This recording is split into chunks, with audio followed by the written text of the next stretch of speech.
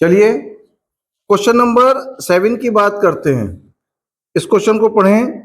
एक 0.4 मीटर लंबे तार, तो तार की लंबाई हमें दे दी 0.4 मीटर।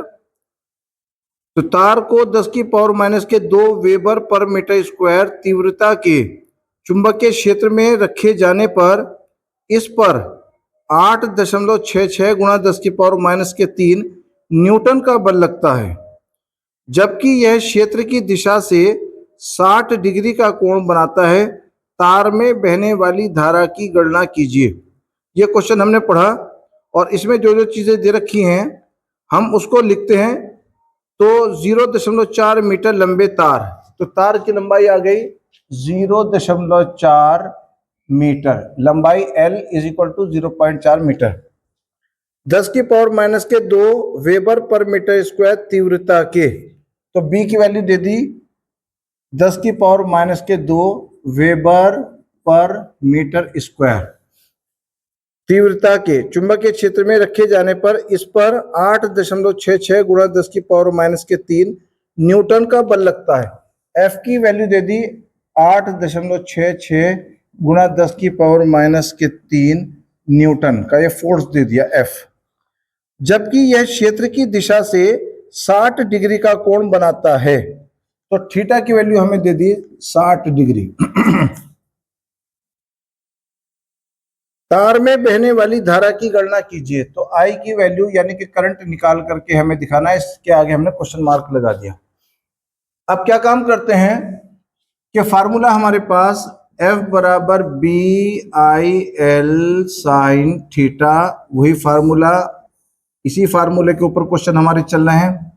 हमें निकाल करके दिखाना है I। तो I को यहीं कहीं रखा, बिल्कुल सेम इसके नीचे उतार लिया, और I के मल्टीप्लाई में आप देख रहे हैं B है, L है और साइन थीटा है। तो ये जो चीजें हैं ये सब दूसरे साइड के अपॉन में जाएंगी। F के अपॉन में जाएगा, एक तो B जाएगा, एक L जाएगा और एक साइन थीटा जाएगा। तो अब I को हमने लेफ्ट साइड में कर दिया और राइट, जो लेफ्ट वाली चीज है वो राइट में चली जाएंगी। तो BL साइन थीटा। अब हम क्या करते हैं, इनकी वैल्यू लिखते हैं। तो F की वैल्यू दे रखी है हमें 8.66 इंटू 10 की पावर माइनस के 3, और B की वैल्यू दे रखी है हमें 10 की पावर माइनस के 2, और L की वैल्यू हमें दे रखी है 0.4, और साइन थीटा यानी कि साइन 60 डिग्री। ये सब हमने वैल्यूज रख दी। अब क्या करते हैं, 10 की पावर माइनस की जो 2 है ये, इसको हम ऊपर लेकर के जाएंगे तो ये प्लस में 2 हो जाएगा। तो ये आ जाएगा 8.66 इंटू 10 की पावर माइनस के 3, तो पहले से ही था ये। अब इंटू ये वाला जो नीचे है, नीचे जो है 10 की पावर माइनस के 2, ये ऊपर जा करके 10 की पावर प्लस का 2 हो जाएगा। अब क्या करें, 0.4 ऐसा का ऐसे ही लिखें। साइन 60 डिग्री, साइन 60 डिग्री की वैल्यू जो होती है आप देख रहे हैं √3/2 होती है, √3/2। अब क्या करें, ये जो अपॉन के अपॉन में 2 है ये ऊपर चला जाएगा। ठीक है, नेक्स्ट लाइन में हमने क्या करा, ये 8.66 इंटू 10 की पावर माइनस के 3 इंटू 10 की पावर 2 इंटू 2 ऊपर चला गया, ये वाला 2 ऊपर चला गया, 0.4 इंटू √3।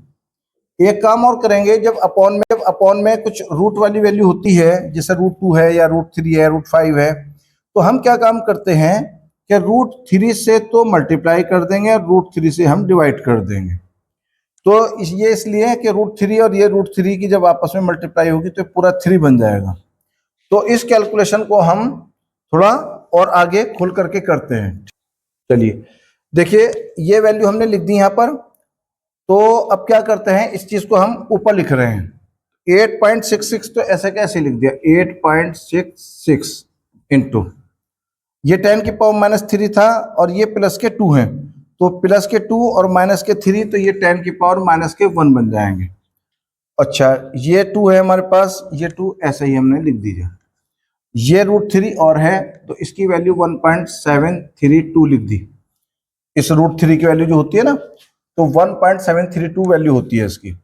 अब इस √3 की इस √3 से मल्टीप्लाई करी हमने, तो ये पूरा का पूरा 3 बन जाएगा, और 0.4 हमारे पास ये रहा 0.4।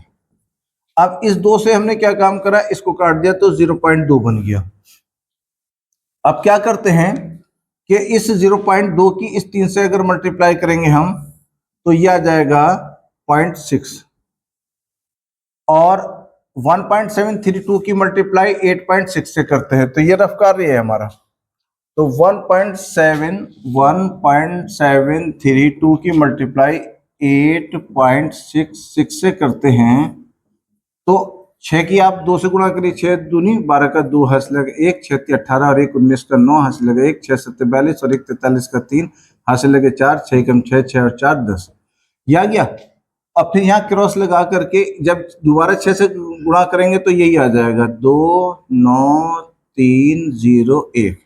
अब 8 से गुणा करते हैं, 8 दूनी 16 का 6 हंस लगा 1, 8 तिया 24 और 1 25 का 5 हंस लगे 2, और 8 7 56 57 58 का 8 हंस लगे 5, और 8 1 8 8 8 5 13, ये आ गया। 2 9 और 2 11 का 1 हंस लगा 1, तो यहाँ आ गया हमारे पास 4 4 13 13 और 6 19 का 9 हंस लगा 1, 4 और 5 9 1 8 9 1 और 3 4 और 1, और दशमलव 1 2 3 4 5 5 के बाद 1 2 3 4 5, तो ये 14.9 9 जो आया हमारे पास, ये आया 14.99 है ना। इसकी और इसकी मल्टीप्लाई करने के बाद गुणा 10 की पावर माइनस के 1 ही है हमारे पास, है ना। तो इस माइनस से जो है ये हम क्या काम करेंगे, दशमलव यहाँ गुणा 1 लगा लो, तो दशमलव हटा करके ये हमने 0 ऊपर बढ़ा दिया, तो ये 10 हो गया। इस 10 की पावर 1 और ये माइनस का 1, ये तो हमारे पास खत्म हो गया। 10 की पावर 0 होकर के इसकी वैल्यू होती है 1, तो ये हमारे पास। अब इससे ये लगभग 15 आ गया ऊपर। 15 से जब हम 6 को डिवाइड करेंगे, ये 14.99 है ना, तो लगभग 15 आ गया। तो अब इसको 15 को हम क्या करेंगे, 15 ये रहा और 6 से हमने इसको डिवाइड करा, 6 दूनी 12, तो माइनस करेंगे 15 में से 12 गए तो 3 बचे, दशमलव लगा करके 0 उतार लिया। अब 6 पंजे 30, तो ये हमारा आंसर 2.5, यानी कि I बराबर 2.5 एम्पियर, ये हमारा आंसर निकल करके आ गया। ठीक है, ये नीचे का था, ठीक है, ये आंसर। पेज नंबर 32 पर क्वेश्चन नंबर 8, क्वेश्चन नंबर 8, इस क्वेश्चन को पढ़ते हैं।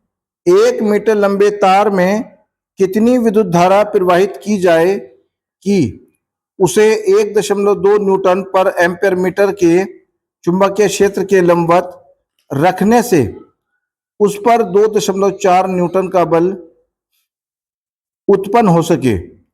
बल की दिशा भी ज्ञात कीजिए। जो फोर्स लग रहा है उसकी डायरेक्शन भी हमें बतानी है। तो हम सबसे पहले तो इसकी जो वैल्यू है, कितना फोर्स लग रहा है, पहले इसको निकालते हैं, फिर डायरेक्शन भी निकालेंगे। तो 1 मीटर लंबे तार, तो तार की लंबाई हमारे पास L = 1 मीटर। तार पर लगने वाले तार में कितनी विद्युत धारा यानी कि इलेक्ट्रिक करंट जो है वो हमें निकाल करके दिखानी है। प्रवाहित की जाए कि उसे 1.2 न्यूटन पर एम्पीयर मीटर के चुंबकीय क्षेत्र, B की वैल्यू दे दी 1.2 न्यूटन पर एम्पीयर मीटर के चुंबकीय क्षेत्र के लंबवत, तो थीटा की वैल्यू हमारे पास आ गई 90 डिग्री रखने पर उस पर 2.4 न्यूटन का बल उत्पन्न हो सके। तो F की वैल्यू हमें निकाल कर 2.4 न्यूटन की वैल्यू दे दी है, ये फोर्स की वैल्यू दे दी है। ये क्वेश्चन 2006 और 2012 के अंदर भी आया हुआ है, काफी इंपॉर्टेंट क्वेश्चन है। तो हमें एक तो इसकी F की वैल्यू, करंट की वैल्यू निकालनी है और इसकी F की डायरेक्शन बतानी है। तो फार्मूला हमारे पास F = BIL साइन थीटा हमने लगाया, ये रहा हमारा फार्मूला।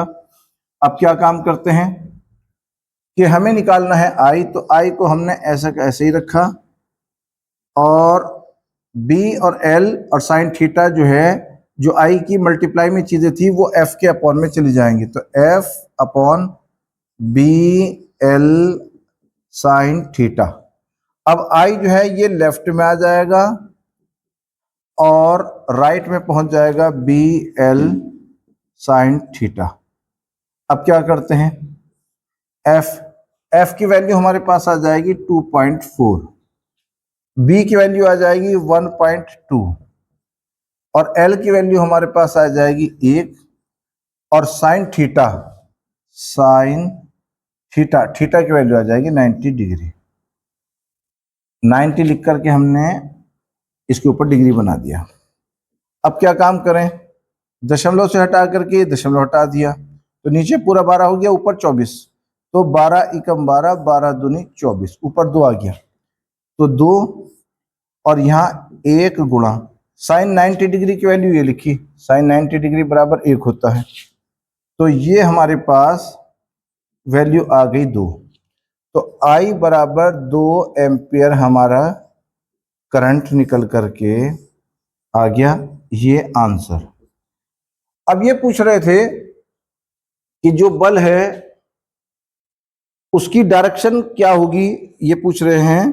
तो हमारे पास क्वेश्चन जो हमारा ये 8 है, 2.4 न्यूटन का बल उत्पन्न हो सके, बल की दिशा भी ज्ञात कीजिए। तो बल की जो दिशा निकाली जाती है वो हमारे पास जो ये हमारा बायां हाथ है, इस बाएं हाथ की जो अंगूठा और 2 उंगलियां जो हैं, अगर हम इनको इस तरह से फैलाते हैं, अंगूठा और ये दोनों उंगलियां के एक ये तीनों आपस में परपेंडिकुलर यानी कि लंबवत रहें। आप देख सकते हैं कि ये इस वाली उंगली के साथ 90 डिग्री का एंगल बना रहा है और ये इसके साथ 90 डिग्री का एंगल बना रहा है, और ये अंगूठा फिर इस उंगली के साथ, यानी कि तीनों के तीनों आपस में 90 डिग्री का एंगल बना रहे हैं। तो हमारे पास ये जो अंगूठा है ये तो फोर्स की दिशा को, एफ को, और ये जो अंगूठे के पास की उंगली है ये बी यानी कि चुंबकीय क्षेत्र की दिशा को, और ये हमारे पास करंट आई, ये करंट की दिशा को आई। तो अगर जिधर को मैग्नेटिक फील्ड है उसी के एकदम 90 डिग्री में करंट चल रही है, तो ये जो हमारे पास फोर्स लगेगा, ये फोर्स चुंबकीय क्षेत्र और धारा इन तीनों के परपेंडिकुलर लगेगा।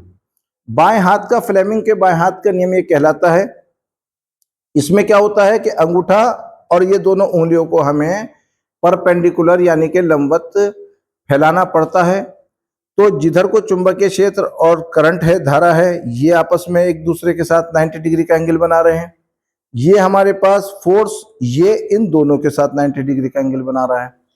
तो हम ये कहेंगे कि जो फोर्स है, ये फोर्स किसके परपेंडिकुलर है, ये फोर्स, ये हमारे पास मैग्नेटिक फील्ड आ गया, मान लीजिए ये करंट आ गई, तो मैग्नेटिक फील्ड हमारा जो है ये ऐसे निकल करके आ जाएगा।